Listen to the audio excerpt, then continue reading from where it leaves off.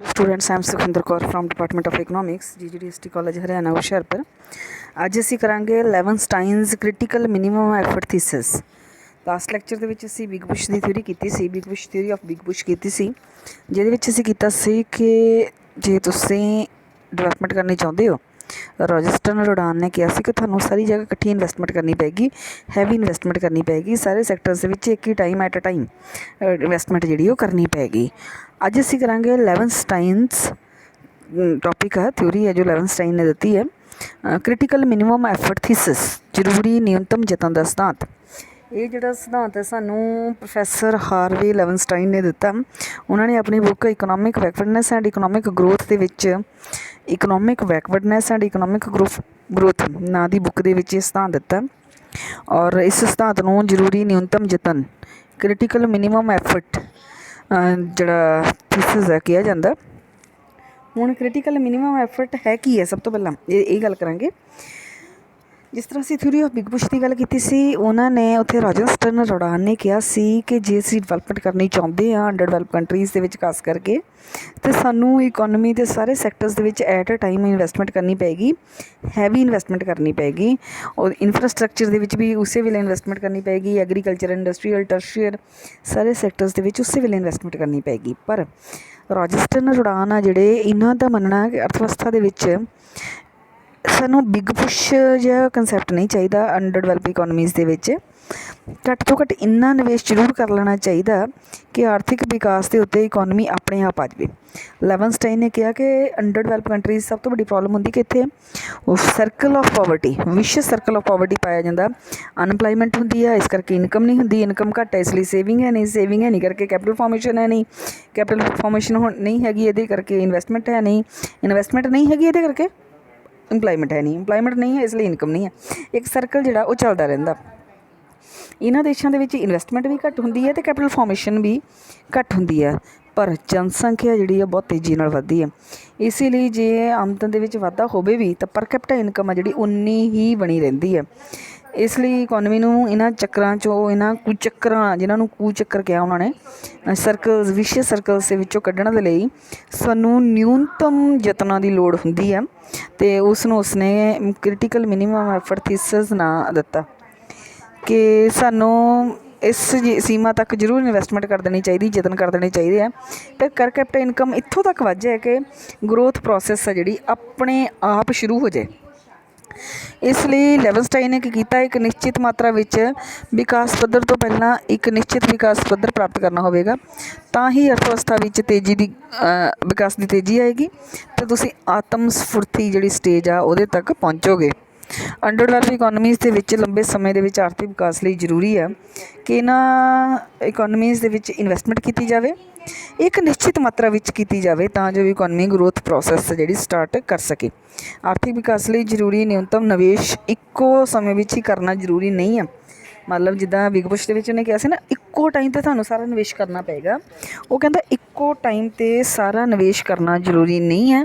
ਤੁਸੀਂ ਹੌਲੀ ਹੌਲੀ ਕੁਝ ਸਮੇਂ ਦੇ ਵਿੱਚ ਸਟੈਪ ਬਾਈ ਸਟੈਪ ਜਿਹੜੀ ਇਨਵੈਸਟਮੈਂਟ ਆ ਉਹ ਕਰ ਸਕਦੇ ਹੋ। ਅਤੇ ਜ਼ਰੂਰੀ ਨਿਵੇਸ਼ ਜਿਹੜਾ ਕ੍ਰਿਟੀਕਲ ਮਿਨੀਮਮ ਐਫਰਟ ਥਿਊਰੀ ਹੈ, ਜ਼ਰੂਰੀ ਨਿਊਨਤਮ ਯਤਨਾਂ ਦੀ ਲੋੜ ਹੈ, ਇਹਦੀ ਜ਼ਰੂਰਤ ਕਿਉਂ ਪਈ? ਪ੍ਰੋਫੈਸਰ ਲੈਵਨਸਟਾਈਨ ਨੇ ਇਹਦੇ 3 ਕਾਰਨ ਦਿੱਤੇ ਆ। ਪਹਿਲਾਂ ਇਹਨੇ ਕਿਹਾ ਕਈ ਸਾਧਨ ਇਸ ਤਰ੍ਹਾਂ ਦੇ ਹੁੰਦੇ ਆ ਜਿਨ੍ਹਾਂ ਨੂੰ ਛੋਟੀਆਂ ਛੋਟੀਆਂ ਮਾਤਰਾਵਾਂ ਵਿੱਚ ਨਹੀਂ ਲਗਾਇਆ ਜਾ ਸਕਦਾ, ਜੇ ਅਜਿਹਾ ਕੀਤਾ ਵੀ ਜਾਂਦਾ ਹੈ ਤਾਂ ਬਾਹਰੀ ਬੱਚਤਾਂ ਪ੍ਰਾਪਤ ਨਹੀਂ ਹੋ ਸਕਦੀਆਂ। ਕਈ ਸਾਧਨ ਇੱਦਾਂ ਦੇ ਹੁੰਦੇ ਆ ਜਿਨ੍ਹਾਂ ਨੂੰ ਛੋਟੀਆਂ ਛੋਟੀਆਂ ਮਾਤਰਾਵਾਂ ਦੇ ਵਿੱਚ ਨਹੀਂ ਲਗਾਇਆ ਜਾ ਸਕਦਾ। ਕਈ ਮਸ਼ੀਨਾਂ ਇੱਦਾਂ ਦੀਆਂ ਹੋਣਗੀਆਂ ਜਿਨ੍ਹਾਂ ਨੂੰ ਤੁਸੀਂ ਛੋਟੀਆਂ ਛੋਟੀਆਂ ਮਾਤਰਾਵਾਂ 'ਚ ਨਹੀਂ ਲਗਾ ਸਕਦੇ। ਜੇਕਰ ਦੇਸ਼ ਦਾ ਸੰਤੁਲਿਤ ਵਿਕਾਸ ਕਰਨਾ ਹੈ ਤਾਂ ਨਿਊਨਤਮ ਯਤਨ ਜ਼ਰੂਰੀ ਹੈ। ਸੰਤੁਲਿਤ ਵਿਕਾਸ ਦੇ ਲਈ ਦੇਸ਼ ਦੀਆਂ ਪੁਰਾਣੀਆਂ ਮਾਨਤਾਵਾਂ ਨੂੰ ਖਤਮ ਕਰਕੇ ਮਾਡਰਨਾਈਜੇਸ਼ਨ ਦਾ ਪ੍ਰਸਾਰ ਕਰਨਾ ਜ਼ਰੂਰੀ ਹੈ। ਹਰ ਇੱਕ ਅਰਥ ਵਿਵਸਥਾ ਵਿੱਚ 2 ਤਰ੍ਹਾਂ ਦੀਆਂ ਸ਼ਕਤੀਆਂ ਗਤੀਸ਼ੀਲ ਹੁੰਦੀਆਂ, ਇੱਕ ਸਟੀਮੂਲੈਂਟਸ ਅਤੇ ਇੱਕ ਸ਼ੌਕਸ। ਸਟੀਮੂਲੈਂਟਸ ਜੋ ਇਕੋਨਮੀ ਨੂੰ ਅੱਗੇ ਲੈ ਕੇ ਜਾਂਦੇ ਆ, ਸ਼ੌਕਸ ਜੋ ਇਕੋਨਮੀ ਨੂੰ ਪਿੱਛੇ ਲੈ ਕੇ ਆਉਂਦੇ ਆ। ਔਰ ਇਹਦੇ ਕਰਕੇ ਇਹਨਾਂ ਸਾਰਿਆਂ ਨੂੰ ਸਟੀਮੂਲੈਂਟਸ ਨੂੰ ਇਨਕਰੀਜ਼ ਕਰਨ ਦੇ ਲਈ, ਸ਼ੌਕਸ ਨੂੰ ਘੱਟ ਕਰਨ ਦੇ ਲਈ ਸਾਨੂੰ ਜਿਹੜੇ ਕ੍ਰਿਟੀਕਲ ਮਿਨੀਮਮ ਐਫਰਟਸ ਆ ਉਹ ਚਾਹੀਦਾ ਹੁੰਦਾ। ਨੈਕਸਟ ਹੈਗਾ ਸ਼ੌਕਸ ਐਂਡ ਸਟੀਮੂਲੈਂਟਸ। ਇਹ ਆਪਾਂ ਨੂੰ ਡਿਟੇਲ 'ਚ ਵੀ ਥੋੜ੍ਹਾ ਜਿਹਾ ਕਰਨਾ ਪਏਗਾ, ਕਿਉਂਕਿ ਸ਼ੌਕਸ ਐਂਡ ਸਟੀਮੂਲੈਂਟਸ ਇਸ ਤਰ੍ਹਾਂ ਦੇ ਕੰਸੈਪਟਸ ਆ ਜਿਹੜੇ ਸਾਨੂੰ 2 ਮਾਰਕਸ ਦੇ ਕੁਐਸਚਨਸ ਦੇ ਵਿੱਚ ਵੀ ਆ ਜਾਂਦੇ। ਲੈਵਨਸਟਾਈਨ ਨੇ ਕੀ ਕਿਹਾ, ਸ਼ੌਕਸ ਕੀ ਹੁੰਦੇ? ਪਿੱਛੇ ਧੱਕਣ ਵਾਲੇ ਤੱਤ। ਜਿਹੜੇ ਆਮਦਨ, ਇਨਕਮ, ਪ੍ਰੋਡਕਸ਼ਨ, ਇੰਪਲਾਇਮੈਂਟ, ਇਨਵੈਸਟਮੈਂਟ ਨੂੰ ਘੱਟ ਕਰਦੇ ਆ ਅਤੇ ਪਿੱਛੇ ਧੱਕਦੇ ਆ, ਜਿਹਦੇ ਕਰਕੇ ਜਿਹੜੇ ਈਵਨ ਜਿਹੜੇ ਵਿਕਾਸਸ਼ੀਲ ਤੱਤ ਵੀ ਹੁੰਦੇ ਆ ਜਾਂ ਨਾ ਜਿਹੜੇ ਸਾਡੀ ਇਕੋਨਮੀ ਨੂੰ ਅੱਗੇ ਵੀ ਲੈ ਕੇ ਜਾਂਦੇ ਆ, ਉਹਨੂੰ ਵੀ ਇਹ ਪਿੱਛੇ ਧੱਕ ਦਿੰਦੇ ਆ। ਅਤੇ ਦੂਸਰੇ ਪਾਸੇ ਉਤੇਜਕ ਤੱਤ ਜਾਂ ਉਤੇਜਕ ਸ਼ਕਤੀਆਂ, ਜਿਨ੍ਹਾਂ ਨੂੰ ਅਸੀਂ ਸਟੀਮੂਲੈਂਟਸ ਕਹਿੰਦੇ ਆ, ਇਹ ਉਹ ਹੁੰਦੀਆਂ ਜਿਹੜੀਆਂ ਇਕੋਨਮੀ ਨੂੰ ਅੱਗੇ ਲੈ ਕੇ ਜਾਂਦੀਆਂ, ਸਾਡੇ ਉਤਪਾਦਨ ਦੇ ਵਿੱਚ, ਸਾਡੇ income, production, employment, level of investment ਦੇ ਵਿੱਚ ਵਾਧਾ ਕਰਦੀਆਂ ਅਤੇ ਇਹ ਇਕੋਨਮੀ ਨੂੰ ਅੱਗੇ ਲੈ ਕੇ ਜਾਂਦੀਆਂ। ਅਤੇ ਪਿੱਛੇ ਧੱਕਣ ਵਾਲੇ ਤੱਤਾਂ ਦੀ ਸੀਮਾ ਉੱਪਰੀ ਸੀਮਾ ਹੁੰਦੀ ਹੈ, ਪਰੰਤੂ ਉਤੇਜਕ ਤੱਤ ਜਿਹੜੇ ਹੁੰਦੇ ਆ, ਜਿਹੜੇ ਅੱਗੇ ਲੈ ਕੇ ਜਾਂਦੇ ਇਕੋਨਮੀ ਨੂੰ, ਉਹਨਾਂ ਦੀ ਕੋਈ ਸੀਮਾ ਨਹੀਂ ਹੁੰਦੀ, ਕੋਈ ਉੱਪਰੀ ਸੀਮਾ ਨਹੀਂ ਹੁੰਦੀ। ਜੇ ਹੁੰਦੀ ਹੈ ਤਾਂ ਫਿਰ ਬਹੁਤ ਉੱਚੀ ਹੁੰਦੀ ਹੈ।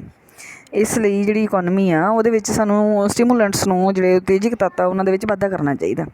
ਫਿਰ ਉਹਨਾਂ ਨੇ ਗੱਲ ਕੀਤੀ ਆ ਗਰੋਥ ਏਜੰਟਸ ਦੀ, ਕਿ ਗਰੋਥ ਏਜੰਟਸ ਹੁੰਦੇ ਆ ਹਰੇਕ ਇਕੋਨਮੀ ਦੇ ਵਿੱਚ, ਜਿਹੜੇ ਗਰੋਥ ਦਾ ਕੰਮ ਕਰਦੇ ਆ, ਗਰੋਥ ਨੂੰ ਪ੍ਰਾਪਤ ਕਰਾਉਣ ਦੇ ਵਿੱਚ ਹੈਲਪ ਕਰਦੇ ਆ। ਇਹਦੇ ਵਿੱਚ ਸਭ ਤੋਂ ਪਹਿਲਾਂ ਐਂਟਰਪ੍ਰੇਨਿਓਰ ਹੁੰਦਾ, ਬਿਜ਼ਨਸਮੈਨ, ਇਨਵੈਸਟਰ ਜਿਹੜਾ ਨਿਵੇਸ਼ ਕਰਦਾ, ਸੇਵਿੰਗ ਜਿਹੜਾ ਕਰਦਾ ਸੇਵਰ, ਅਤੇ ਇੱਕ ਜਿਹੜੇ ਇਨੋਵੇਸ਼ਨਸ ਜਿਹੜੇ ਕਰਦੇ ਆ, ਨਵ ਪਰਿਵਰਤਨ ਜਿਹੜੇ ਲੈ ਕੇ ਆਉਂਦੇ ਆ।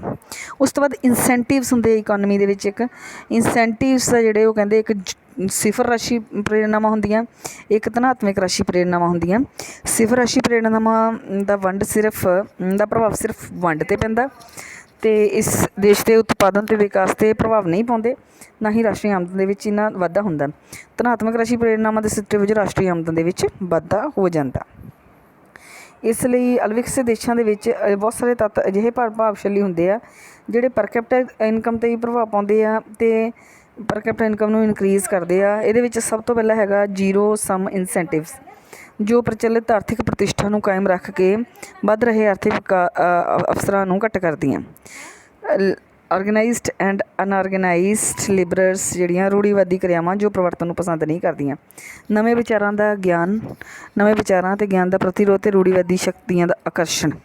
ਸਰਵਜਨਕ ਅਤੇ ਨਿੱਜੀ ਖੇਤਰ ਦੁਆਰਾ ਪੂੰਜੀ ਸਮੂਹ ਦੇ ਲਈ ਪ੍ਰਯੋਗ ਕਰਨ ਵਾਲੇ ਸਾਧਨਾਂ ਦੇ ਅਨਉਤਪਾਦਕੀ ਉਪਭੋਗ ਵਿੱਚ ਵਾਧਾ। ਜਨਸੰਖਿਆ ਦੇ ਵਾਧੇ ਦੇ ਨਾਲ ਕਿਰਤੀਆਂ ਦੀ ਪੂਰਤੀ ਦੇ ਵਿੱਚ ਵਾਧਾ, ਜਿਸ ਦੇ ਸਿੱਟੇ ਵਜੋਂ ਪਰ ਕੈਪੀਟਲ ਇਨਕਮ ਦੇ ਵਿੱਚ ਕਮੀ ਆ ਜਾਂਦੀ ਹੈ।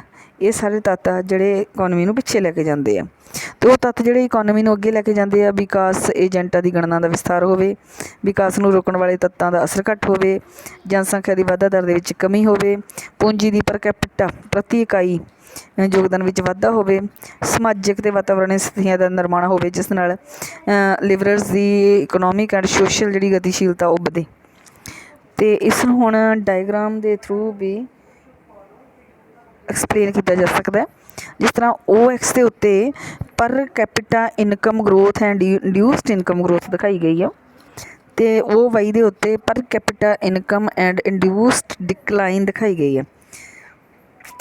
ਮਤਲਬ OX ਦੇ ਉੱਤੇ ਪ੍ਰੇਰਿਤ ਵਾਧਾ ਦਿਖਾਇਆ ਗਿਆ ਅਤੇ ਆਮਦਨ ਦੇ ਵਿੱਚ ਪ੍ਰੇਰਿਤ ਵਾਧਾ, ਅਤੇ OY ਦੇ ਉੱਤੇ ਪ੍ਰੇਰਿਤ ਕਮੀ ਦਿਖਾਈ ਗਈ ਆ। OF ਜਿਹੜੀ ਦਿਖਾਈ ਗਈ ਆ, ਇਹ ਉਹ ਸਾਰੇ ਬਿੰਦੂਆਂ ਨੂੰ ਦਰਸਾਉਂਦੀ ਹੈ ਜਿਹਦੇ ਉੱਤੇ ਆਮਦਨ ਵਿੱਚ ਹੋਣ ਵਾਲਾ ਪ੍ਰੇਰਿਤ ਵਾਧਾ ਪ੍ਰੇਰਿਤ ਕਮੀ ਦੇ ਬਰਾਬਰ। ਮਤਲਬ ਇਹ ਦੇਖੋ, ਇਹ 45 ਡਿਗਰੀ 'ਤੇ ਆ। ਇਹ ਜਿਹੜੀ ਲਾਈਨ ਜਿਹੜੀ ਆਪਾਂ ਇੱਥੇ ਦੇਖ ਰਹੇ ਹਾਂ, ਜਿਹੜੀ ਆਪਾਂ ਆਹ ਲਾਈਨ ਦੇਖ ਰਹੇ ਹਾਂ, F ਲਾਈਨ, ਇਹ ਕਿਹੜੀ ਲਾਈਨ ਆ? ਜਿਹੜੀ 45 ਡਿਗਰੀ 'ਤੇ ਹੈਗੀ ਆ। ਇਹਦੇ ਵਿੱਚ ਜਿਹੜੀ ਇਹ ਇੰਡਿਊਸਡ ਗਰੋਥ ਇਨਕਮ ਦੇ ਵਿੱਚ ਅਤੇ ਇੰਡਿਊਸਡ ਡਿਕਲਾਈਨ ਆ, ਜਿਹੜੀ ਇੱਥੇ ਦੋਨੋਂ ਬਰਾਬਰ ਆ। ਜ਼ੈਡ ਜਿਹੜੀ ਇਹ ਉਤੇਜਕ ਤੱਤ ਆ, ਜਿਹੜੀ ਜ਼ੈਡ ਕਰਵਾ ਸਾਡੀ ਇੱਥੋਂ ਸ਼ੁਰੂ ਹੋਈ ਆ ਗਈ ਆ, ਇਹ ਉਤੇਜਕ ਤੱਤ ਕਿਹੜੇ ਹੁੰਦੇ ਆ? ਜਿਹੜੇ ਇਕੋਨਮੀ ਨੂੰ ਅੱਗੇ ਲੈ ਕੇ ਜਾਂਦੇ ਆ। ਅਤੇ ਡੀ ਆ ਕਿਹੜੇ? ਪਿੱਛੇ ਧੱਕਣ ਵਾਲੇ ਤੱਤ ਆ, ਜਿਨ੍ਹਾਂ ਨੂੰ ਅਸੀਂ ਸ਼ੌਕਸ ਕਿਹਾ ਸੀ। ਅਤੇ ਦੇਖੋ ਸ਼ੁਰੂ ਦੇ ਵਿੱਚ ਉੱਪਰ ਇੱਥੇ ਦੇਖੋ, ਸ਼ੁਰੂ ਦੇ ਵਿੱਚ ਤੁਹਾਡੇ ਉਤੇਜਕ ਤੱਤ ਜ਼ਿਆਦਾ ਹੈ, ਤੁਹਾਡੇ ਜਿਹੜੇ ਸਟਿਮੂਲੈਂਟ ਸ਼ੌਕਸ ਜਿਹੜੇ ਪਿੱਛੇ ਤੇ ਘਿਲਣ ਵਾਲੇ ਤੱਤ ਜ਼ਿਆਦਾ ਹੈ, ਡੀ ਉੱਪਰ, ਅਤੇ ਜ਼ੈਡ ਆ ਜਿਹੜੀ ਉਹ ਹੇਠਾਂ ਆ। ਪਰ ਬਾਅਦ ਵਿੱਚ ਇੱਕ ਲੈਵਲ ਆਉਂਦਾ ਜਦੋਂ ਸਾਡੀ ਜਿਹੜੀ ਦੇਖੋ ਜਿਹੜਾ ਕਰਵ ਮੈਂ ਇੱਥੇ ਲਾਈਨ ਦੁਬਾਰਾ ਡਾਰਕ ਕੀਤੀ ਇਹਨੂੰ, ਇੱਥੇ ਸਾਡੀ ਜ਼ੈਡ ਉੱਪਰ ਆ। ਜ਼ੈਡ ਕੀ ਹੈ? ਸਾਡੇ ਸਟਿਮੂਲੈਂਟਸ ਜਿਹੜੇ ਇਕੋਨਮੀ ਨੂੰ ਅੱਗੇ ਲੈ ਕੇ ਜਾਂਦੇ ਆ। ਪਰ ਫਿਰ ਇੱਕ ਲੈਵਲ ਆਉਂਦਾ ਜਦੋਂ ਦੁਬਾਰਾ ਫਿਰ ਸ਼ੌਕਸ ਆ ਜਿਹੜੇ ਉਹ ਉੱਪਰ ਚਲੇ ਜਾਂਦੇ ਆ, ਅਤੇ ਅਰਥ ਵਿਵਸਥਾ ਇਹ ਇਸ ਤਰ੍ਹਾਂ ਇਸ ਲਈ ਹੁੰਦਾ ਕਿਉਂਕਿ ਸਾਡੀ ਇਕੋਨਮੀ ਜਿਹੜੀ ਉਹ ਚੱਕਰਾਂ 'ਚ ਫਸੀ ਹੋਈ ਆ, ਮਤਲਬ ਵਿਸ਼ਿਅਸ ਸਰਕਲ ਆਫ ਪਾਵਰਟੀ ਜਿਹਨੂੰ ਅਸੀਂ ਕਿਹਾ ਸੀ। ਅਤੇ ਇਕੁਲੀਬਰੀਅਮ ਦਾ ਪੁਆਇੰਟ ਆ ਜਿਹੜਾ ਇੱਥੇ ਇਕੁਲੀਬਰੀਅਮ ਦਾ ਪੁਆਇੰਟ ਆ ਇੱਥੇ ਈ ਪੁਆਇੰਟ ਦੇ ਉੱਤੇ ਕੀ ਆ? ਜਨਸੰਖਿਆ ਦੀ ਵਾਧੇ ਦੀ ਦਰ ਅਤੇ ਆਮਦਨ ਦੀ ਵਾਧੇ ਦੀ ਦਰ ਬਰਾਬਰ ਆ। ਅਰਥ ਵਿਵਸਥਾ ਜਿਹੜੀ ਉਹ ਚੱਕਰਾਂ 'ਚ ਫਸੀ ਹੋਈ ਆ। ਉਸ ਤੋਂ ਬਾਅਦ ਜਿਹੜਾ ਪੁਆਇੰਟ ਤੁਹਾਡਾ ਆਉਂਦਾ ਪਿਆ ਜਦੋਂ ਤੁਹਾਡੀ ਆਮਦਨ OI ਆ ਅਤੇ ਤੁਹਾਡੀ ਜਿਹੜੀ OI ਤੋਂ ਵੱਧ ਕੇ ON ਜਦੋਂ ਤੁਹਾਡੀ ਆਮਦਨ ਵਧੇਗੀ, ਜਦੋਂ ਤੁਹਾਡੀ ਆਮਦਨ ਵਧੂਗੀ ਫਿਰ ਕੀ ਹੋਏਗਾ, ਇੱਥੇ ਜਿਹੜੇ ਨਿਊਨਤਮ ਜ਼ਰੂਰੀ ਯਤਨਾਂ ਦੇ ਬਰਾਬਰ ਨਹੀਂ ਆ, ਜਿਹੜੀ ਨਿਊਨਤਮ ਜ਼ਰੂਰੀ ਯਤਨਾਂ ਦੇ ਬਰਾਬਰ ਨਹੀਂ ਆ, ਤਾਂ ਜਨਸੰਖਿਆ ਵਿੱਚ ਹੋਣ ਵਾਲਾ ਵਾਧਾ ਆਮਦਨ ਨੂੰ ਪ੍ਰਭਾਵਹੀਨ ਕਰ ਦੇਵੇਗਾ। ਕਿਉਂਕਿ ਜਦੋਂ ਤੁਹਾਡੀ ਆਮਦਨ ਮੰਨ ਲਓ ਵਧ ਗਈ ਪਰ ਜਨਸੰਖਿਆ ਵੀ ਵਧ ਗਈ ਤਾਂ ਪਰ ਕੈਪੀਟਲ ਇਨਕਮ ਤਾਂ ਘੱਟ ਰਹਿ ਜਾਏਗੀ ਨਾ। ਔਰ ਇੱਥੇ ਆਮਦਨ ਵਿੱਚ ਵਾਧਾ ਕਰਨ ਵਾਲੀਆਂ ਸ਼ਕਤੀਆਂ ਦੀ ਤੁਲਨਾ ਵਿੱਚ ਆਮਦਨ ਨੂੰ ਘੱਟ ਕਰਨ ਵਾਲੀਆਂ ਜਿਹੜੀਆਂ ਸ਼ਕਤੀਆਂ ਆ ਉਹ ਜਿਹੜੀਆਂ ਜ਼ਿਆਦਾ ਜਿਹੜੀਆਂ ਮਹੱਤਵਪੂਰਨ ਹੋ ਜਾਣਗੀਆਂ। ਜਦੋਂ ਆਮਦਨ ਵੱਧ ਕੇ ON 'ਤੇ ਪਹੁੰਚ ਜਾਂਦੀ ਹੈ ਤਾਂ ਇਸ ਬਿੰਦੂ 'ਤੇ ਆਮਦਨ ਵਧਾਉਣ ਵਾਲੀਆਂ ਸ਼ਕਤੀਆਂ ਕੇਵਲ AF ਰਹਿ ਜਾਂਦੀਆਂ, A to F ਬਸ ਆ ਇੰਨੀਆਂ A to F ਰਹਿ ਜਾਂਦੀਆਂ। ਅਤੇ ਘੱਟ ਕਰਨ ਵਾਲੀਆਂ ਸ਼ਕਤੀਆਂ ਜਿਹੜੀਆਂ B to F ਦੇਖੋ ਆਹ ਸਿਰਫ A to F, ਉਹ B to F ਹੋ ਜਾਂਦੀਆਂ। ਇਸ ਲਈ ਆਮਦਨ ਘੱਟ ਕੇ ਦੁਬਾਰਾ ਫਿਰ E ਬਿੰਦੂ 'ਤੇ ਆ ਜਾਂਦੀ ਹੈ। ਇਸ ਸਮੱਸਿਆ ਦੇ ਹੱਲ ਲਈ ਸਾਨੂੰ ਰਾਸ਼ਟਰੀ ਆਮਦਨ 'ਚ ਵਾਧਾ ਕਰਨਾ ਚਾਹੀਦਾ ਅਤੇ ਰਾਸ਼ਟਰੀ ਆਮਦਨ ਵਿੱਚ ਵਾਧਾ ਕਰਨ ਵਾਲੀਆਂ ਲਈ ਸਾਨੂੰ ਜਿਹੜੀਆਂ ਆਮਦਨ ਨੂੰ ਪਿੱਛੇ ਧੱਕਣ ਵਾਲੀਆਂ ਸ਼ਕਤੀਆਂ ਆ ਉਹਨਾਂ ਨੂੰ ਘੱਟ ਕਰਨਾ ਚਾਹੀਦਾ ਅਤੇ ਆਮਦਨ ਤਾਂ ਜੋ ਵੱਧ ਕੇ ਤੁਹਾਡੀ OP ਤੱਕ ਪਹੁੰਚ ਜਾਵੇ। ਅਤੇ ਜੇਕਰ ਪ੍ਰਤੀ ਵਿਅਕਤੀ ਆਮਦਨ ਤੁਹਾਡੀ ਜਿਹੜੀ ਪਰ ਕੈਪੀਟਲ ਇਨਕਮ OP ਹੋ ਜਾਏਗੀ ਇੱਕ ਵਾਰ, ਤਾਂ ਆਮਦਨ ਵਧਾਉਣ ਵਾਲੀਆਂ ਸ਼ਕਤੀਆਂ ਜਿਹੜੀਆਂ H to G ਹੋ ਜਾਣਗੀਆਂ, H ਤੋਂ G ਤੱਕ ਵੱਜਣਗੀਆਂ। ਇੱਧਰ H ਅਤੇ ਇੱਥੇ G, H ਤੋਂ G ਤੱਕ ਵੱਜਣਗੀਆਂ। ਜਦੋਂ ਇਹ H to G ਤੱਕ ਵੱਜਣਗੀਆਂ ਤਾਂ ਇਸ ਦੇ ਸਿੱਟੇ ਵਜੋਂ ਤੁਹਾਡੀ ਪਰ ਕੈਪੀਟਲ ਇਨਕਮ ਵੱਧ ਜਾਏਗੀ, ਤੁਹਾਡੀ ਇਕਨੋਮਿਕ ਗਰੋਥ ਦੀ ਜਿਹੜੀ ਪ੍ਰੋਸੈਸ ਆ ਉਹ ਸ਼ੁਰੂ ਹੋ ਜਾਏਗੀ। ਅਤੇ ਲੈਵਨਸਟਾਈਨ ਨੇ ਇਹਨੂੰ ਫਿਰ ਇੱਕ ਹੋਰ ਡਾਇਗਰਾਮ ਦੇ ਥਰੂ ਵੀ ਐਕਸਪਲੇਨ ਕੀਤਾ। OX ਦੇ ਟਾਈਮ ਅਤੇ OY ਦੇ ਉੱਤੇ ਪਰ ਕੈਪੀਟਲ ਇਨਕਮ ਜਿਹੜੀ ਆ ਉਹ ਦਿਖਾਈ ਗਈ ਹੈ। ਔਰ ਲੈਵਨਸਟਾਈਨ ਦਾ ਇਹ ਵਿਚਾਰ ਸੀ ਕਿ ਜੇਕਰ ਅੰਡਰ ਡਿਵੈਲਪ ਇਕੋਨਮੀਜ਼ ਆ, ਜਿੱਦਾਂ ਸਾਡੀਆਂ ਇਕੋਨਮੀਜ਼ ਹੈਗੀਆਂ ਹੀ ਆ, ਜੇਕਰ ਇਹਨਾਂ ਦੇਸ਼ਾਂ ਦੇ ਵਿੱਚ ਆਮਦਨ ਪੱਧਰ ਦੇਸ਼ਾਂ ਦਾ ਵਰਤਮਾਨ ਆਮਦਨ ਪੱਧਰ ਇਸ ਨਿਊਨਤਮ ਜ਼ਰੂਰੀ ਯਤਨ ਤੋਂ ਘੱਟ ਆ ਤਾਂ ਡਿਵੈਲਪਮੈਂਟ ਤਾਂ ਹੀ ਹੋ ਸਕਦੀ ਹੈ ਜਦੋਂ ਅਰਥ ਵਿਵਸਥਾ ਦੇ ਬਾਹਰ ਤੋਂ ਸਹਾਇਤਾ ਦੇ ਰੂਪ ਦੇ ਵਿੱਚ ਨਿਵੇਸ਼ ਜਿਹੜਾ ਕੀਤਾ ਜਾਵੇ, ਬਾਹਰੋਂ ਆ ਕੇ ਇਨਵੈਸਟਮੈਂਟ ਕੀਤੀ ਜਾਵੇ, ਅਤੇ ਤਾਂ ਜਿਹੜੀ ਤੁਹਾਡੀ ਡਿਵੈਲਪਮੈਂਟ ਸ਼ੁਰੂ ਹੋ ਸਕਦੀ ਹੈ।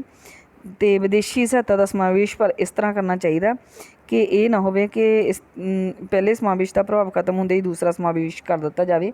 ਇਹ ਨਾ ਹੋਵੇ ਕਿ ਤੁਸੀਂ ਇੱਕ ਵਾਰ ਹੈਲਪ ਲਈ, ਉਹ ਹੈਲਪ ਦੇ ਨਾਲ ਜਿਹੜਾ ਤੁਹਾਨੂੰ ਬੈਨੀਫਿਟ ਹੋਇਆ ਉਹ ਖਤਮ ਹੋ ਗਿਆ, ਫਿਰ ਤੁਸੀਂ ਦੂਸਰੀ ਵਾਰ ਹੈਲਪ ਲਈ। ਇਸ ਤਰ੍ਹਾਂ ਹੀ ਹੋਣੀ ਚਾਹੀਦੀ। ਦੂਸਰੀ ਇਨਵੈਸਟਮੈਂਟ ਪਹਿਲੀ ਦਾ ਇਫੈਕਟ ਖਤਮ ਹੋਣ ਤੋਂ ਪਹਿਲਾਂ ਹੀ ਹੋ ਜਾਣੀ ਚਾਹੀਦੀ ਹੈ। ਅਤੇ ਮਤਲਬ ਜਿਹਨੂੰ ਅਸੀਂ ਇੱਕ ਤਰ੍ਹਾਂ ਨਾਲ ਕਹਿ ਦਿੰਦੇ ਹਾਂ ਕੰਟੀਨਿਊਸ ਇਨਵੈਸਟਮੈਂਟ ਜਿਹੜੀ ਹੋ ਜਾਣੀ ਚਾਹੀਦੀ ਹੈ। ਜੇਕਰ ਪਹਿਲੀ ਮਾਤਰਾ ਦੇਖੋ, ਸਭ ਤੋਂ ਪਹਿਲਾਂ ਡਾਇਗਰਾਮ 'ਚ ਦੇਖੋ OY ਜਿਹੜੀ ਆ OY ਜਿਹਨੂੰ ਅਸੀਂ Y ਐਕਸਿਸ ਕਹਿ ਦਿੰਦੇ ਆ, ਉੱਤੇ ਤੁਹਾਡੀ ਪਰ ਕੈਪੀਟਲ ਇਨਕਮ ਦਿਖਾਈ ਹੈ, OX ਦੇ ਉੱਤੇ ਤੁਹਾਡੇ ਟਾਈਮ ਦਿਖਾਇਆ ਗਿਆ। ਜੇਕਰ ਪਹਿਲੀ ਵਾਰੀ ਇੰਨੀ ਜ਼ਰੂਰੀ ਨਿਊਨਤਮ ਮਾਤਰਾ ਵਿੱਚ ਨਿਵੇਸ਼ ਕਰ ਦਿੱਤਾ ਜਾਵੇ ਤਾਂ ਪਰ ਕੈਪੀਟਲ ਇਨਕਮ ਵੱਧ ਕੇ ਤੁਹਾਡੀ OM ਹੋ ਜਾਏਗੀ। ਜੇ ਸ਼ੁਰੂ 'ਚ ਹੀ ਕਰ ਦਿੱਤਾ ਜਾਵੇ ਤਾਂ ਤੁਹਾਡੀ ਪਰ ਕੈਪੀਟਲ ਇਨਕਮ ਵੱਧ ਕੇ OM ਹੋ ਜਾਏਗੀ ਅਤੇ ਜਿਹੜੀ ਤੁਹਾਡੀ ਇਕੋਨਮੀ ਆ ਉਹ ਗਰੀਬੀ ਦੇ ਚੱਕਰ 'ਚੋਂ ਬਾਹਰ ਆ ਜਾਏਗੀ। ਪਰ ਜੇਕਰ ਅਰਥ ਵਿਵਸਥਾ ਦੇ ਕੋਲ ਇੱਕ ਹੀ ਕਿਸ਼ਤ ਵਿੱਚ ਨਿਵੇਸ਼ ਦੇ ਲਈ ਸਾਰੇ ਲੋੜੀਂਦੇ ਸਾਧਨ ਨਾ ਹੋਣ ਤਾਂ ਇਸ ਤਰ੍ਹਾਂ ਵੀ ਕੀਤਾ ਜਾ ਸਕਦਾ ਕਿ ਪਹਿਲੀ ਅਰਥ ਵਿਵਸਥਾ ਦੇ ਵਿੱਚ ਜਿਹੜੀ ਇਨਵੈਸਟਮੈਂਟ ਕਰਨੀ ਆ ਉਹ O to B ਕੀਤੀ ਜਾਵੇ ਅਤੇ O to B ਪਹਿਲਾਂ ਗਰੋਥ ਸਟਾਰਟ ਹੋਏਗੀ, ਫਿਰ ਘਟਣ ਲੱਗੇਗੀ, ਪਰ ਜਿੱਥੇ ਘਟਣ ਲੱਗਦੀ ਉੱਥੇ ਦੁਬਾਰਾ ਫਿਰ ਕਰ ਦਿੱਤੀ ਜਾਵੇ ਅਤੇ ਦੁਬਾਰਾ ਫਿਰ C to M ਦੁਬਾਰਾ ਫਿਰ ਜਿਹੜੀ ਇਨਵੈਸਟਮੈਂਟ ਕਰ ਦਿੱਤੀ ਜਾਵੇ। ਇਸ ਤਰ੍ਹਾਂ ਮਤਲਬ ਵੈਸੇ ਚਾਹੀਦੀ ਤੁਹਾਨੂੰ ਡਿਵੈਲਪਮੈਂਟ ਦੇ ਲਈ O to M ਇਨਵੈਸਟਮੈਂਟ ਪਰ ਕੈਪੀਟਲ ਇਨਕਮ, ਪਰ ਜੇ ਇੰਨਾ ਤੁਹਾਡੇ ਕੋਲ ਨਹੀਂ ਪੋਸੀਬਲ ਹੈ ਤਾਂ ਤੁਸੀਂ ਉਹਨੂੰ ਸਟੈਪ ਬਾਈ ਸਟੈਪ ਜਿਹੜੀ ਆ ਕਰਕੇ ਵੀ ਇਕੋਨਮੀ ਦੇ ਵਿੱਚ ਗਰੋਥ ਪ੍ਰੋਸੈਸ ਨੂੰ ਸ਼ੁਰੂ ਕਰ ਸਕਦੇ ਹੋ। ਉਸ ਤੋਂ ਬਾਅਦ ਕ੍ਰਿਟੀਕਲ ਮਿਨੀਮਮ ਐਫਰਟ ਜਿਹੜੀ ਥਿਊਰੀ ਹੈ, ਇਹਦੇ ਫੇਵਰ ਦੇ ਵਿੱਚ ਬਹੁਤ ਸਾਰੇ ਇਕੋਨਮਿਸਟਸ ਜਿਹੜੇ ਉਹਨਾਂ ਨੇ ਤਰਕ ਦਿੱਤੇ ਆ। ਸਭ ਤੋਂ ਪਹਿਲਾਂ ਅੰਡਰ ਡਿਵੈਲਪ ਇਕੋਨਮੀਜ਼ ਦੇ ਵਿੱਚ ਦੋ ਤਰ੍ਹਾਂ ਦੇ ਤੱਤ ਪਾਏ ਜਾਂਦੇ ਆ, ਇੱਕ ਇਨਕਰੀਜ਼ਿੰਗ ਇਨਕਮ ਫੋਰਸਿਸ ਹੁੰਦੀਆਂ ਅਤੇ ਇੱਕ ਡਿਕਰੀਜ਼ਿੰਗ ਇਨਕਮ ਫੋਰਸਿਸ ਹੁੰਦੀਆਂ। ਇਨਕਰੀਜ਼ਿੰਗ ਇਨਕਮ ਫੋਰਸਿਸ ਜਿਹੜੇ ਜਿੱਦਾਂ ਬਿਜ਼ਨਸਮੈਨ ਹੁੰਦੇ ਆ ਜਾਂ ਫਿਰ ਜਿਹੜੇ ਇਨੋਵੇਟਰਸ ਹੁੰਦੇ ਆ ਜਾਂ ਸੇਵਰਸ ਹੁੰਦੇ ਆ ਜਾਂ ਇਨਵੈਸਟਰਸ ਹੁੰਦੇ ਆ, ਇਹ ਜਿਹੜੇ ਆਪਾਂ ਪਹਿਲਾਂ ਵੀ ਗੱਲ ਕੀਤੀ ਸਟੀਮੂਲੈਂਟਸ, ਉਤੇਜਕ ਤੱਤ ਜਿਹੜੇ ਇਕੋਨਮੀ ਨੂੰ ਅੱਗੇ ਲੈ ਕੇ ਜਾਂਦੇ ਆ। ਦੂਜੇ ਪਾਸੇ ਜਿਹੜੀਆਂ ਡਿਕਰੀਜ਼ਿੰਗ ਇਨਕਮ ਫੋਰਸਿਸ ਵੀ ਹੁੰਦੀਆਂ ਜਿਹੜੀਆਂ ਇਕੋਨਮੀ ਨੂੰ ਪਿੱਛੇ ਲੈ ਕੇ ਆਉਂਦੀਆਂ, ਜਿਹੜੀਆਂ ਨਵੇਂ ਗਿਆਨਾਂ ਦਾ ਵਿਰੋਧ ਕਰਦੀਆਂ, ਪਰਿਵਰਤਨਾਂ ਦਾ ਵਿਰੋਧ ਕਰਦੀਆਂ, ਜਨਸੰਖਿਆ ਦੇ ਵਾਧਾ ਜਿਹੜਾ ਇਹ ਸਾਰੇ ਜਿਹੜੇ ਆ ਇਕੋਨਮੀ ਨੂੰ ਪਿੱਛੇ ਲੈ ਕੇ ਜਾਂਦੇ ਆ। ਦੂਸਰਾ ਗਰੋਥ ਏਜੰਟਸ ਆ ਜਿਹੜੇ ਉਹ ਹੁੰਦੇ ਆ ਇੰਟਰਪ੍ਰੈਨਿਓਰਸ, ਇਨਵੈਸਟਰਸ, ਸੇਵਰਸ, ਇਨੋਵੇਟਰਸ। ਇਹਨਾਂ ਦੇ ਕਰਕੇ ਆਰਥਿਕ ਵਿਕਾਸ ਦੇ ਉੱਤੇ ਪ੍ਰਭਾਵ ਪੈਂਦਾ ਆ। ਇਸ ਲਈ ਸਾਨੂੰ ਜਿਹੜੀ ਇਨਵੈਸਟਮੈਂਟ ਆ ਉਹ ਥੋੜ੍ਹੀ ਥੋੜ੍ਹੀ ਕਰਕੇ ਕਰ ਦੇਣੀ ਚਾਹੀਦੀ ਹੈ, ਮਤਲਬ ਸਟੈਪ ਬਾਈ ਸਟੈਪ ਥੋੜ੍ਹੀ ਥੋੜ੍ਹੀ ਕਰਕੇ ਕਰ ਦੇਣੀ ਚਾਹੀਦੀ ਹੈ। ਪਰ ਇੱਥੇ ਇਹ ਜ਼ਰੂਰੀ ਹੈ ਕਿ ਜਿਹੜੇ ਗਰੋਥ ਏਜੰਟਸ ਹੈ ਵੀ ਇਹਨਾਂ ਦੇ ਕੰਮ ਦੇ ਲਈ ਵੀ ਜ਼ਰੂਰੀ ਹੈ ਕਿ ਇਨਵੈਸਟਮੈਂਟ ਆ ਜਿਹੜੀ ਉਹ ਇੱਕ ਇਨਵੈਸਟਮੈਂਟ ਦਾ ਇੱਕ ਡੋਜ਼ ਦਾ ਅਸਰ ਘੱਟ ਹੋਣ ਤੋਂ ਪਹਿਲਾਂ ਹੀ ਉਹਦੀ ਜਿਹੜੀ ਦੂਸਰੀ ਡੋਜ਼ ਆ ਉਹ ਦੇ ਦੇਣੀ ਚਾਹੀਦੀ ਹੈ। ਉਤਪਾਦਨ ਦੇ ਕਈ ਸਾਧਨ ਵੰਡ ਹੁੰਦੇ, ਇੰਡੀਵਿਜੂਅਲ ਹੁੰਦੇ ਆ, ਜੇਕਰ ਉਹਨਾਂ ਦੀ ਪੂਰਨ ਸਮਰੱਥਾ ਦਾ ਪ੍ਰਯੋਗ ਨਾ ਕੀਤਾ ਜਾਵੇ ਤਾਂ ਸਾਨੂੰ ਹਾਨੀਆਂ ਵੀ ਹੋਣੀਆਂ ਸ਼ੁਰੂ ਹੋ ਜਾਂਦੀਆਂ। ਇਸ ਲਈ ਜਿਹੜੇ ਸਾਡੀਆਂ ਫਰਮਾਂ ਉਹ ਕੁਸ਼ਲ ਹੋਣ ਅਤੇ ਨਿਊਨਤਮ ਆਕਾਰ ਤੋਂ ਵੱਡਾ ਹੋਣਾ ਉਹਨਾਂ ਦਾ ਲਾਜ਼ਮੀ ਆ। ਅੰਦਰੂਨੀ ਹਾਨੀਆਂ ਤੋਂ ਬਚਣ ਦੇ ਲਈ ਸਾਨੂੰ ਜ਼ਰੂਰੀ ਨਿਊਨਤਮ ਯਤਨ ਆ ਘੱਟੋ ਘੱਟ ਨਿਵੇਸ਼ ਕੀਤਾ ਜਾਣਾ ਚਾਹੀਦਾ। ਪਰ ਇਸ ਸਿਧਾਂਤ ਦੀ ਆਲੋਚਨਾ ਵੀ ਕੀਤੀ ਜਾਂਦੀ ਹੈ। ਆਲੋਚਨਾ ਦੇ ਲਈ ਸਭ ਤੋਂ ਪਹਿਲਾਂ ਤਾਂ ਕਿਹਾ ਗਿਆ relation between the birth rate and death rate. ਆਲੋਚਨਾ ਇਹ ਕੀਤਾ ਗਿਆ ਕਿ ਜਿੱਦਾਂ ਅਸੀਂ ਇਹ ਤਾਂ ਕਹਿ ਦਿੱਤਾ ਕਿ ਜਨਸੰਖਿਆ ਦੀ ਦਰ ਤੇਜ਼ ਹੁੰਦੀ ਆ, ਤਾਂ ਕਰਕੇ ਸਾਡਾ ਪਿਛਾਂਹ ਖਿੱਚੂ ਫੈਕਟਰ ਆ ਉਹ ਸਾਡੇ ਸ਼ੌਕਸ ਦੇ ਵਿੱਚ ਆਉਂਦਾ ਆ। ਪਰ ਅਸਲ ਵਿੱਚ ਜਨਸੰਖਿਆ ਵਿੱਚ ਹੋਣ ਵਾਲਾ ਵਾਧਾ ਆਮਦਨ ਦੇ ਵਾਧੇ ਦੇ ਕਾਰਨ ਨਹੀਂ ਹੁੰਦਾ। ਇਸ ਦਾ ਇਲਾਜ ਦੀਆਂ ਸਹੂਲਤਾਂ ਦੇ ਕਾਰਨ ਮੌਤ ਦਰ ਘੱਟ ਹੋ ਜਾਣ ਦੇ ਕਾਰਨ ਹੁੰਦਾ ਹੈ। ਸਿਰਫ ਇਹ ਹੈ ਕਿ ਤੁਹਾਡੀਆਂ ਫੈਸਿਲਿਟੀਜ਼ ਵੱਧ ਜਾਂਦੀਆਂ, ਤੁਹਾਡੀਆਂ ਹੈਲਥ ਸਰਵਿਸਿਜ਼ ਵੱਧ ਜਾਂਦੀਆਂ, ਜਿਹਦੇ ਕਰਕੇ ਤੁਹਾਡਾ ਇਲਾਜ ਜ਼ਿਆਦਾ ਹੋ ਜਾਂਦਾ, ਜਿਹਦੇ ਕਰਕੇ ਲੋਕਾਂ ਦੀ ਡੈਥ ਰੇਟ ਘੱਟ ਜਾਂਦੀ ਹੈ, ਜਿਹਦੇ ਕਰਕੇ ਜਨਸੰਖਿਆ ਵੱਧ ਜਾਂਦੀ ਹੈ। ਨੋਨ ਇਕਨੋਮਿਕ ਫੈਕਟਰਸ ਵੀ ਹੁੰਦੇ ਆ ਜਿਹੜੇ ਇਕੋਨਮੀ ਦੇ ਵਿੱਚ ਕੰਮ ਕਰਦੇ ਆ, ਧਾਰਮਿਕ, ਸਮਾਜਿਕ, ਇਹ ਸਾਰਿਆਂ ਨੂੰ ਇਹਨਾਂ ਨੇ ਪੂਰੀ ਤਰ੍ਹਾਂ ਅਣਦੇਖਿਆ ਕੀਤਾ। ਉਸ ਤੋਂ ਬਾਅਦ neglect of monetary and fiscal policy. Economy ਦੇ ਵਿੱਚ ਡਿਵੈਲਪਮੈਂਟ ਦੇ ਲਈ, ਗਰੋਥ ਦੇ ਲਈ ਮੋਨਟਰੀ ਅਤੇ ਫਿਸਕਲ ਪਾਲਿਸੀਜ਼ ਵੀ ਇੰਪੋਰਟੈਂਟ ਰੋਲ ਪਲੇ ਕਰਦੀਆਂ, ਪਰ ਇਸ ਸਿਧਾਂਤ ਦੇ ਵਿੱਚ ਇਹਨਾਂ ਦੀ ਕੋਈ ਗੱਲ ਨਹੀਂ ਕੀਤੀ ਗਈ। ਅਤੇ ਕਲੋਜ਼ਡ ਇਕੋਨਮੀ, ਲੈਵਨਸਟਾਈਨ ਦਾ ਸਿਧਾਂਤ ਇੱਕ ਬੰਦ ਅਰਥ ਵਿਵਸਥਾ 'ਤੇ ਲਾਗੂ ਹੁੰਦਾ। ਜੇਕਰ ਰਾਸ਼ਟਰੀ ਆਮਦਨ ਵਿੱਚ ਉੱਤੇ ਵਿਦੇਸ਼ੀ ਵਪਾਰ, ਵਿਦੇਸ਼ੀ ਪੂੰਜੀ, ਅੰਤਰਰਾਸ਼ਟਰੀ ਸ਼ਕਤੀਆਂ ਦੇ ਪੈਣ ਵਾਲੇ ਪ੍ਰਭਾਵ ਦੀ ਉਪੇਖਿਆ ਕੀਤੀ ਗਈ ਹੈ। ਕਿਉਂਕਿ ਜਦੋਂ ਤੁਸੀਂ ਕਹਿੰਦੇ ਕਿ ਤੁਸੀਂ ਫੋਰਨ ਤੋਂ ਇਨਵੈਸਟਮੈਂਟ ਲੈ ਲਓ, ਵਿਦੇਸ਼ਾਂ ਤੋਂ ਸਮਾਵੇਸ਼ ਕਰਵਾ ਲਓ, ਵਿਦੇਸ਼ੀ ਨਿਵੇਸ਼ ਕਰਵਾ ਲਓ, ਤਾਂ ਫਿਰ ਉਹਦੇ ਨਾਲ ਜਿਹੜੇ ਸਾਈਡ ਇਫੈਕਟਸ ਆ, ਨੈਗੇਟਿਵ ਇੰਪੈਕਟ ਆ, ਉਹ ਵੀ ਪੈਣਗੇ। Neglect of state's role. Leibenstein ਨੇ ਜਨਮ ਦਰ ਨੂੰ ਘੱਟ ਕਰਨ ਲਈ ਸਰਕਾਰ ਜਿਹੜੀ ਕੋਈ ਰੋਲ ਪਲੇ ਕਰ ਸਕਦੀ ਆ, ਕੋਈ ਫੈਮਿਲੀ ਪਲੈਨਿੰਗ ਮੇਜਰਸ ਜਿਹੜੇ ਉਹ ਲਿਆ ਸਕਦੀ ਆ, ਉਹ ਸਾਰਿਆਂ ਨੂੰ ਇਗਨੋਰ ਕੀਤਾ। ਸਮੇਂ ਦੀ ਅਵਹੇਲਨਾ। ਫਿਰ ਇਹਨੇ ਇਹ ਵੀ ਨਹੀਂ ਦੱਸਿਆ ਕਿ ਸਾਨੂੰ ਇਹ ਨਿਊਨਤਮ ਕ੍ਰਿਟੀਕਲ ਮਿਨੀਮਮ ਐਫਰਟਸ ਜਿਹੜੀਆਂ ਹੈਗੀਆਂ, ਨਿਊਨਤਮ ਯਤਨ ਜਿਹੜੇ ਅਸੀਂ ਕਰਨੇ ਆ ਡਿਵੈਲਪਮੈਂਟ ਦੇ ਲਈ, ਇਹਨਾਂ ਦੇ ਲਈ ਟਾਈਮ ਲਿਮਿਟ ਕੀ ਆ, ਇਸ ਚੀਜ਼ ਨੂੰ ਲੈਵਨਸਟਾਈਨ ਦੀ ਥਿਊਰੀ ਐਕਸਪਲੇਨ ਨਹੀਂ ਕਰਦੀ। ਅਨਫਾਊਂਡਡ ਬੇਸ। ਲੈਵਨਸਟਾਈਨ ਮਾਡਲ ਦੀ ਮਾਨਤਾ, ਇਹ ਵੀ ਮਾਨਤਾ ਸਹੀ ਨਹੀਂ ਹੈ ਕਿ ਜੇਕਰ ਆਰੰਭ ਦੇ ਵਿੱਚ ਨਿਵੇਸ਼ ਨਿਊਨਤਮ ਆਕਾਰ ਤੋਂ ਘੱਟ ਹੋਵੇ ਤਾਂ ਜਨਸੰਖਿਆ ਵਿੱਚ ਵਾਧਾ ਹੋਵੇਗਾ। ਪ੍ਰੋਫੈਸਰ ਮਿੰਟ ਨੇ ਕਿਹਾ ਸੀ ਕਿ ਇਹ ਤਾਂ ਆਮਦਨ ਅਤੇ ਜਨਸੰਖਿਆ ਵਿੱਚ ਆਪਸੀ ਸੰਬੰਧ ਸਥਾਪਿਤ ਕਰਨ ਵਰਗੀ ਹੈ, ਜਿਸ ਨੂੰ ਪ੍ਰਯੋਗਾਂ ਦੁਆਰਾ ਸੰਭਵ ਨਹੀਂ ਕੀਤਾ ਜਾ ਸਕਦਾ। ਜ਼ਰੂਰੀ ਨਿਊਨਤਮ ਯਤਨ ਸਿਧਾਂਤ ਦੇ ਵਿੱਚ ਨੋ ਡਾਊਟ ਇਹ ਲਿਮਿਟੇਸ਼ਨਸ ਹੈਗੀਆਂ, ਪਰ ਫਿਰ ਵੀ ਇਹ ਇੱਕ ਵਧੀਆ ਸਿਧਾਂਤ ਆ, ਮਹੱਤਵਪੂਰਨ ਸਿਧਾਂਤ ਆ, ਕਿਉਂਕਿ ਇਹ ਸਿਧਾਂਤ ਸਾਨੂੰ ਇਹ ਦੱਸਦਾ ਹੈ ਕਿ ਜੇਕਰ ਅੰਡਰ ਡਿਵੈਲਪ ਕੰਟਰੀਜ਼, ਕਿਉਂਕਿ ਅੰਡਰ ਡਿਵੈਲਪ ਕੰਟਰੀਜ਼ ਦੇ ਵਿੱਚ ਆਪਾਂ ਦੇਖਿਆ ਕੈਪੀਟਲ ਦੀ ਕਮੀ ਹੁੰਦੀ ਆ, ਇਨਵੈਸਟਮੈਂਟ ਦੀ ਕਮੀ ਹੁੰਦੀ ਆ, ਯੋਗ ਉੱਦਮੀਆਂ ਦੀ ਕਮੀ ਹੁੰਦੀ ਆ, ਲੇਬਰਰਸ ਜਿਹੜੇ ਉਹ ਸਕਿਲਡ ਨਹੀਂ ਹੁੰਦੇ, ਅਤੇ ਇਨਕਮ ਘੱਟ ਹੁੰਦੀ ਹੈ, ਇਸ ਲਈ ਸੇਵਿੰਗ ਘੱਟ ਹੁੰਦੀ ਹੈ, ਕੈਪੀਟਲ ਫਾਰਮੇਸ਼ਨ ਨਹੀਂ ਹੁੰਦੀ। ਇਸ ਲਈ ਇਹੋ ਜਿਹੀਆਂ ਇਕੋਨਮੀਜ਼ ਦੇ ਵਿੱਚ ਜਿਹੜਾ ਕ੍ਰਿਟੀਕਲ ਮਿਨੀਮਮ ਐਫਰਟਸ ਸਿਧਾਂਤ ਆ, ਉਹ ਵਧੀਆ ਸਿਧਾਂਤ ਆ ਕਿ ਤੁਸੀਂ ਅਲੱਗ-ਅਲੱਗ ਟਾਈਮ ਦੇ ਉੱਤੇ ਥੋੜ੍ਹਾ ਕਰਕੇ ਵੀ ਇਨਵੈਸਟਮੈਂਟ ਕਰ ਸਕਦੇ ਹੋ। ਬਸ ਉਹਦੇ 'ਚ ਇੱਕ ਪ੍ਰੋਸੈਸ ਤੁਸੀਂ ਅਡੋਪਟ ਕਰਨੀ ਹੈ ਕਿ ਫਸਟ ਇਨਵੈਸਟਮੈਂਟ ਦਾ ਜਿਹੜਾ ਅਸਰ ਖਤਮ ਹੋਣ ਤੋਂ ਪਹਿਲਾਂ ਹੀ ਤੁਸੀਂ ਸੈਕੰਡ ਇਨਵੈਸਟਮੈਂਟ ਆ ਜਿਹੜੀ ਕਰ ਦੇਣੀ ਆ, ਤਾਂ ਜੋ ਫਸਟ ਦੇ ਨਾਲ ਹੀ ਉਹ ਜਿਹੜੀ ਕੰਟੀਨਿਊਟੀ ਬਣੀ ਰਹੇ। ਇੱਕ ਲਗਾਤਾਰਤਾ ਜਦੋਂ ਬਣੀ ਰਹੇਗੀ ਤਾਂ ਤੁਹਾਡੀ ਜਿਹੜੀ ਇਕਨੋਮਿਕ ਡਿਵੈਲਪਮੈਂਟ ਆ ਉਹਦੇ ਹੋਣ ਦੇ ਚਾਂਸਸ ਜਿਹੜੇ ਆ ਉਹ ਵੱਧ ਜਾਂਦੇ ਆ। ਮਤਲਬ ਇਨਵੈਸਟਮੈਂਟ, ਪਹਿਲੀ ਇਨਵੈਸਟਮੈਂਟ ਦਾ ਜਿਹੜਾ ਇੰਪੈਕਟ ਆ, ਉਹਦਾ ਜਿਹੜਾ ਇਫੈਕਟ ਪਿਆ ਇਕੋਨਮੀ ਦੇ ਉੱਤੇ, ਜਿਹੜਾ ਪੋਜ਼ੀਟਿਵ ਇਫੈਕਟ ਪਿਆ, ਉਹਦੇ ਵਿੱਚ ਦੁਬਾਰਾ ਕਮੀ ਨਹੀਂ ਆਉਣੀ ਚਾਹੀਦੀ, ਉਹ ਦੁਬਾਰਾ ਜ਼ੀਰੋ ਜਾਂ ਨੈਗੇਟਿਵ 'ਤੇ ਨਹੀਂ ਪਹੁੰਚਣਾ ਚਾਹੀਦਾ। ਜੇਕਰ ਇਸ ਤਰ੍ਹਾਂ ਹੋ ਜਾਏਗਾ ਤਾਂ ਫਿਰ ਤਾਂ ਤੁਹਾਡੀ ਜਿਹੜੀ ਨਵੀਂ ਇਨਵੈਸਟਮੈਂਟ ਹੈ ਇੱਕ ਤਰ੍ਹਾਂ ਨਾਲ ਜ਼ੀਰੋ ਤੋਂ ਦੁਬਾਰਾ ਸਟਾਰਟਿੰਗ ਹੋਏਗੀ। ਇਸ ਲਈ ਤੁਸੀਂ ਜਿਹੜੀ ਇਨਵੈਸਟਮੈਂਟ ਆ ਉਹ ਲਗਾਤਾਰ ਕਰਦੇ ਜਾਓ, ਇੱਕ ਕੰਟੀਨਿਊਟੀ ਦੇ ਵਿੱਚ ਕਰਦੇ ਜਾਓ। ਜੇ ਤੁਸੀਂ ਇਕੱਠੀ ਨਹੀਂ ਕਰ ਸਕਦੇ ਤਾਂ ਇਸ ਤਰ੍ਹਾਂ ਤੁਸੀਂ ਕਰਕੇ ਇਕੋਨਮੀ ਨੂੰ ਗਰੋਥ ਰੇਟ ਇਕੋਨਮੀ 'ਚ ਵਧਾ ਕੇ ਗਰੋਥ ਪ੍ਰੋਸੈਸ ਹੈ ਜਿਹੜਾ ਇਕੋਨਮੀ ਦਾ ਉਹ ਸਟਾਰਟ ਕੀਤਾ ਜਾ ਸਕਦਾ। ਇਹਦੇ ਨਾਲ ਇਹ ਥਿਊਰੀ ਖਤਮ ਹੈ। ਨੈਕਸਟ ਆਪਾਂ ਕੱਲ੍ਹ ਕਰਾਂਗੇ। Thank you so much.